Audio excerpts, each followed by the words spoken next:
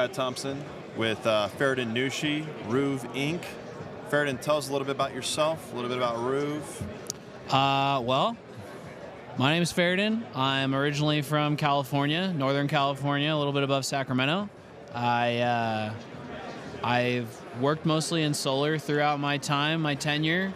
I built and scaled a fully integrated solar company up to plus 20 million in revenue, and I exited that company. Now my main focus is shifting to a different vertical, and that's roofing with ROOV Incorporated. We're going to be based in Louisville, Kentucky, and the plan is to basically take the good that I've found in the solar industry and implement it into the roofing industry, but also the bad that I've seen in the solar industry, leave it in the industry. It can stay over there. I love that. I don't need to bring it. Yeah. It's not welcome. That's good. It's like that cousin you don't like. Leave him. He's not coming to Christmas. So, tell me a little bit about why roofing, like why you did well in solar. Well, tell me more. I think the reason why I'm drawn to roofing is I feel like that's kind of where like it all starts. Like realistically, like yeah, we work in door to door, but inside of door to door, we work in home improvement sales. And with that, I feel like the most like pinnacle point of someone's home is their roof. Like it is like absolutely. It is the thing that keeps them safe. It keeps them dry. Everything's under it. Everything is under it. And so I feel like being in solar, I was like the last thing on the list. And so my idea with this is to go to be the first thing on the list. Fair. Like if you're not first, you're last. And I was literally last. Like, not just the Ricky Bobby quote, but I was literally last. Like, they'd be like, oh, yeah, but I got to get a new Windows. I got to get a new HVAC. I got to get a new roof. So you're just trying to move up the list. Moving up the list, dude. Like, why be C class when you can be first class? Heard that, dude. So why would reps want to do roofing, say, versus solar? Or vice versa? Well, I don't necessarily think they have to pick one or the other, but that's a whole different conversation. Okay. But I like that. That's intriguing. Roofing, I mean, it's really simple. I think that there's a lot of regulation in the solar industry right now, whether it's self-imposed or it's going to be government-imposed. I think the solar industry is in a little bit of a lull. And for the people that are tried and true to solar and are in it for the long haul, like the business owners and stuff, that's great. They should stick through it, because just because things get hard doesn't mean you leave. But for the average rep, I'm talking the young 20 to 25-year-old college kid that's trying to make some money. Yep. You need to go to the least path of resistance. Like, your goals are not solar related, your goals are financially related. Absolutely, and you are trying to climb a ladder to be able to build generational wealth and health, mind, body, and spirit for your family and your future family. And so why are you working in something that it's harder to reach those goals? That makes perfect sense. Roofing is a hell of a lot easier to get to those goals than solar is right now. Got you. Okay. So what is your advice like to, say, that 20 to 25-year-old guy or girl? How do they get into roofing, or what are their like steps to get into like working with a company like yourself? Well, I would say it's simple. First of all, is like being proactive and reaching out. I mean, I'll try to find you wherever you are, but it's going to be a heck of a lot easier for you to find me. That makes sense. So reach out, get connected with me. The big thing is just understand that it's not like a get-rich-quick scheme. It's not easy, but it's well worth the work. Right. It's not going to be, you're not going to be like working in a coal mine, but you're also not going to like love it. But understand that that's all like the transition into what our whole core value and long-term goal for every single representative is we're not just trying to make you rich. I'm not trying to help you buy your McLaren. My job is to take you and help you learn core values, a core value set that's going to make you a better person, a better mother, a better father, a better person overall, We're going to learn that doing hard things and doing good things are good, even when you're the one that's losing. We have to do good even when we lose. And with that, money just becomes a side effect. Wow, I love that. And that's what they're going to get out of working with us than working with someone else. Yeah, that reminds me of Jim Rohn. I mean, he always talks about how, instead of going to chase success, become the thing that success is attracted to. Yeah. And it sounds like that's what you're turning these men and women into. That's the goal. Success magnet. Yeah. The other thing is too is like, a lot of guys that have worked with me in the past, I mean, they'll say it like, my goal is to help them. Yeah.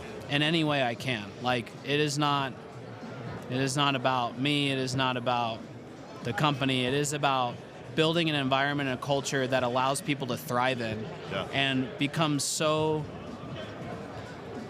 addictive and like energetic to be a part of, like they never want to leave, because it's like truly a home. That's what we're creating. So let's do that a little bit. Give me like 3 tips for a rookie rep. Like what I know nothing. I've never done sales. Okay. It's like sales tips or like life tips? Give me 3 tips. Okay. Tip number 1, get up. Okay. Wake up. That's a great start. Wake up in the morning. Set an alarm, get up. And it's okay if your alarm's 8 a.m. Right. I'm not going to tell you it's got to be 5 a.m. It just needs to be something. Like, put yourself on a routine and schedule. Like, humans are creatures of habit. We thrive in routine.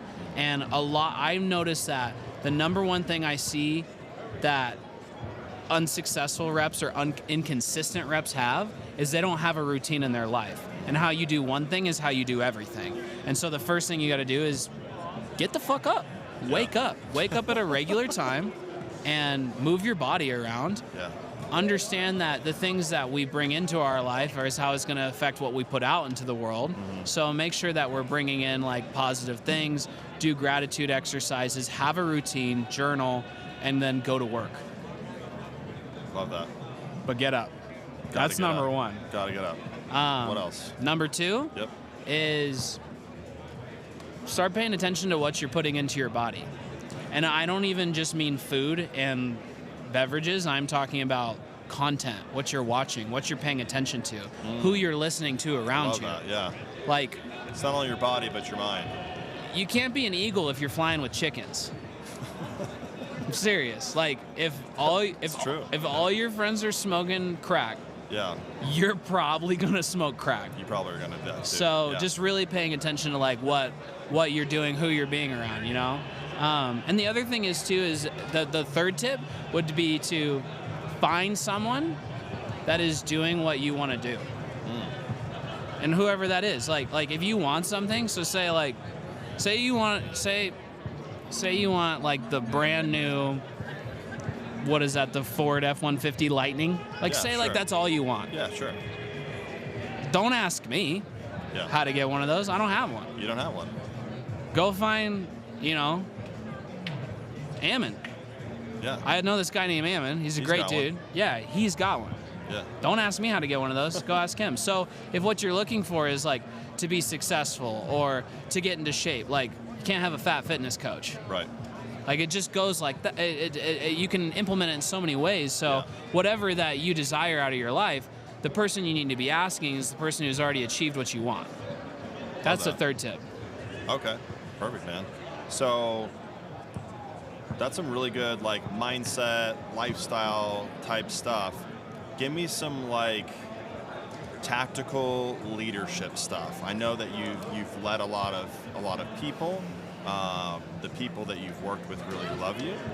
What makes them love you? Like what can you teach other leaders to do to create that cult-like following that you've acquired?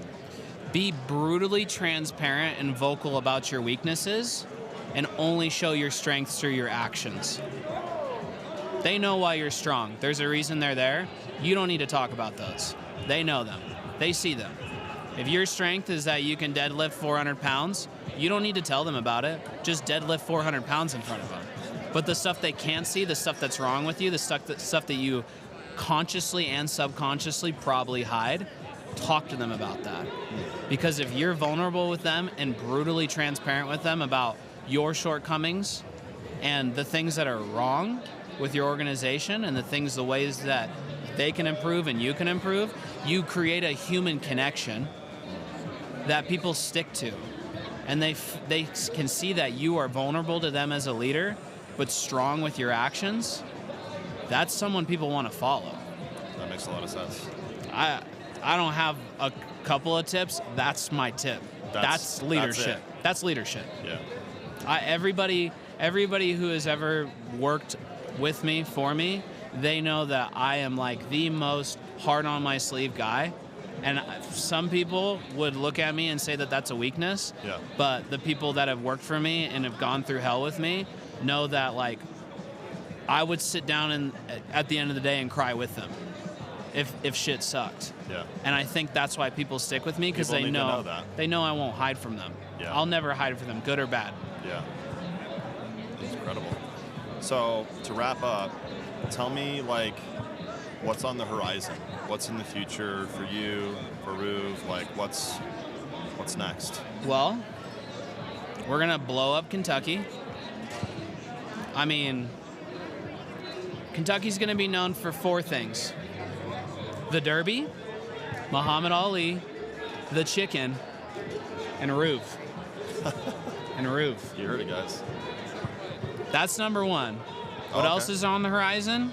From there, I mean, we're gonna inch out, baby. Yeah. And the plan is anybody who is willing to work with us, any other roofers in other states that are looking to be a part of something bigger, whether you're a business owner or a rep, like, just be vocal, reach out. Like, if I don't have an ability to be able to serve you, I will tell you, like, I can't help you. Yeah. But if I can help you, we will. Yeah. Yeah, it sounds like you're like one of those guys in the industry that, like, and I've known you for a while, I know this is true of you, that, like, you really are genuinely there to help people no matter what. So how do people reach out to you? How do they get a hold of you if they are struggling, or maybe they're trying to run a solar company, or they're a rep looking for advice, or how do they get to you? So they can get to me a couple different ways. You can find me on LinkedIn, and you can also find me on Instagram. So my Instagram handle is my first name, Fahredin, Fahredin _Nushi, Nushi, my last name. Or you can find me on LinkedIn by my name. Pretty much if you put my name anywhere, there's me and another gentleman in Syria that pops up. I don't live in Syria. Perfect. All right, man. Thanks for your time. I really appreciate it.